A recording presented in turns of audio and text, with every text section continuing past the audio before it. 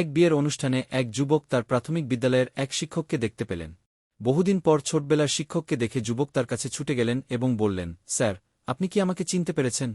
শিক্ষক বললেন, না, আমি খুব দুঃখিত, তোমাকে চিনতে পারছি না।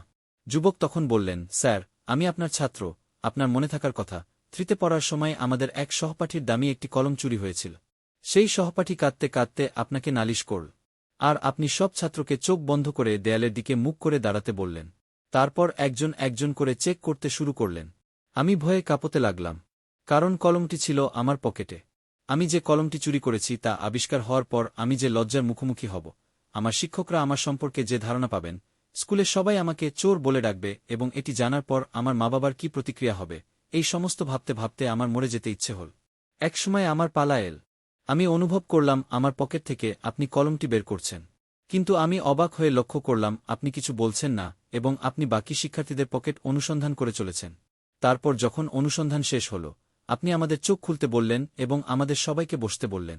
ভয়ে আমি বসতে পারছিলাম না, কারণ আমার মনে হচ্ছিল একটু পরেই আপনি আমাকে ডাকবেন। না, আপনি তা না করে কলমটি সবাইকে দেখালেন এবং মালিককে ফেরত দিলেন। কলমটি যে চুরি করেছে তার নাম আপনি আর কখনো কাউকে বলেননি। আপনি আমাকে একটি কথাও বলেননি এবং আপনি কখনো কারো কাছে গল্পটির উল্লেখও করেননি। স্যার, আপনি সেদিন আমার মর্যাদা রক্ষা করেছিলেন। এই ঘটনার পর আমি সিদ্ধান্ত নিয়েছিলাম জীবনে আর অন্যের জিনিস ছুঁয়েও দেখব না। স্যার, এখন গল্পটি মনে পড়েছে কি? গল্পটি আপনার ভোলার কথা না।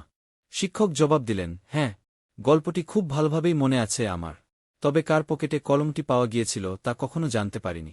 কারণ যখন আমি সবার পকেট চেক করছিলাম তখন আমি ইচ্ছে করেই তোমাদের মতো নিজের চোখও বন্ধ করে রেখেছিলাম।